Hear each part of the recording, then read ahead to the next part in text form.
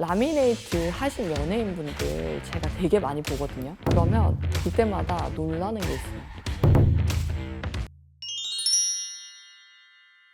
안녕하세요. 치과의사 밀스입니다. 연예인 미소의 비밀이라고 불리는 라미네이트. 실제로는 어떨까요? 오늘은 제가 연예인들의 실제 라미네이트 실수 사례를 공개하면서 일반인들이 꼭 알아야 할 진실을 말씀드리겠습니다. 저도 라미네이트에 대해서 아주 관심이 많아요. 그래서 사실은 제 무삭제 라미네이트가 여기에 있어요. 제가 이거 트라이앤 페이스트로 테스트를 해보고 아직 붙이진 않았거든요. 라미네이트가 얼마나 얇냐면요, 이게 완전 무삭제거든요. 네일 아트 하듯이 붙이면 돼요. 이게 앞니 라미네이트인데 이렇게 붙이는 거예요.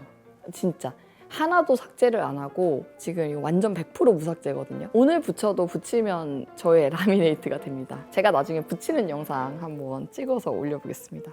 연예인 라미네이트 중에 최근에 가장 핫했던 분이 있어요. 누렁니의 대명사 유병재입니다. 유병재 연예인분이 라미네이트를 하실지 몰랐는데 자기 치아를 이렇게 아름답게 하시는 모습 보니 저는 되게 응원하고 싶고 정말 밝은 색상으로 하셨더라고요. 그리고 이전보다는 이미지가 더 좋으신 건 맞죠. 톤이 너무 밝아서 제가 인상 깊었던 분이 있거든요. 가비. 피부 톤이 약간 하얗지 않잖아요. 그 피부 톤에 대비해서 아주 하얀 컬러가 보이더라고요. 헐리우드 스타일이신 것 같아요. 자, 이렇게 화제가 된 라미네이트 사례들이 있는데 다른 화제들이 되는 케이스들이 있고 그걸 좀 소개해보고 피오님이 라미네이트를 붙이는 사진들이 많이 돌고 있어요. 일반인들이 보기엔 삭제량이 되게 많다, 이제 이렇게 생각을 하실 거예요. 치아 삭제가 과도해서 빠진 채로 보면 깜짝 놀라는 그런 경우들이 좀 있는 것 같아요. 삭제를 안 하는 게 과연 좋을까? 스크래치만 내서 할 수 있는 케이스가 있는 거고 어느 정도의 삭제를 해야 치아가 튀어나오지 않아 보이고 치아가 커 보이지 않아 보이고 할 수 있거든요. 더 심미적인 결과물이 안 나올 때도 있고 너무 과도한 삭제를 해야 되는 케이스면 당연히 교정을 먼저 해서 배열을 하고 최소 삭제로 가야 되는 부분이 있고 지금은 이제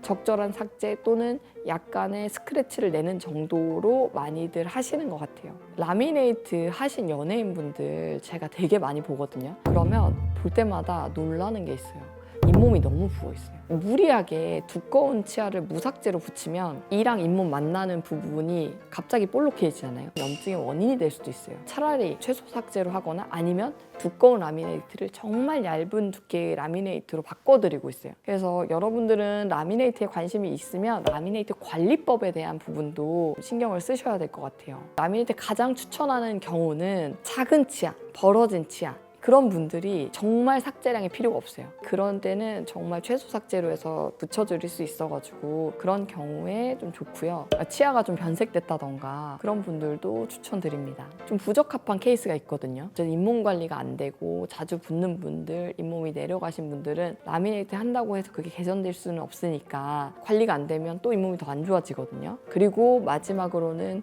돌출이 있으신 분들, 이게 입이 나왔는데 미세한 두께라도 깎아서 붙이면 되는데 무삭제 라미네이트를 입술이 좀 도톰하시고 돌출이 있을 때 하면은 입이 나와 보일 수 있어요.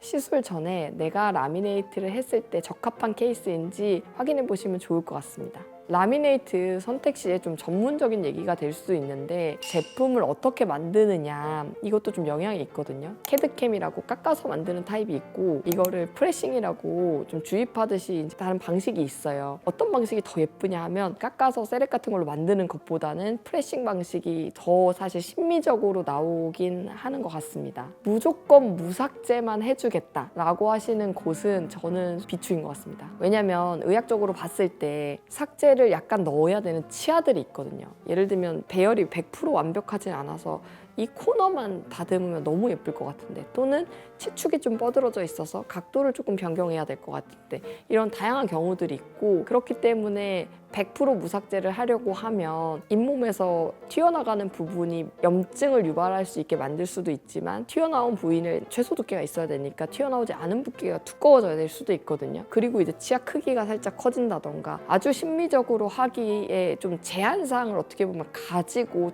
무삭제로 가는 거잖아요. G치아처럼 깎는 거는 거의 없어요. 그러니까 최소 삭제 쪽으로 선택을 하시면 더 좋지 않을까 싶습니다. 라미네이트는 브랜딩에 따라서 가격대가 차이가 있는 것 같아요. 너무 싸도 AS가 잘 안 될 수 있지만 너무 비싼 걸 선택할 필요가 있나? 이런 생각이 들고, 라미네이트를 선택할 때는 의사의 심미적인 눈 또는 뭐 의견, 그리고 이제 대화를 해봤을 때 치아의 심미에 대해서 일가견이 있는 느낌, 서로 이해를 했을 때 상담이 잘 되는 느낌이 생각보다 중요할 것 같아요. 단순히 이 치아에 대한 분석, 비율에 대한 인사이트 없이 기공소에서 가져오면 붙여주면 되겠지 라고 생각하고 진료하시는 분도 있을 수도 있고, 본인이 치아의 형태에 대한 그런 의견이 있을 수도 있거든요. 내가 치아에 대해서 부족하다고 생각했던 게 뭐지? 그러니까 사실 라미네이트 같은 치료를 받으러 가시는 건데, 그 부분에 대해서 잘 이해하시고 그 부분을 개선시켜 주실 수 있는 의사 선생님을 찾으면 좋을 것 같습니다.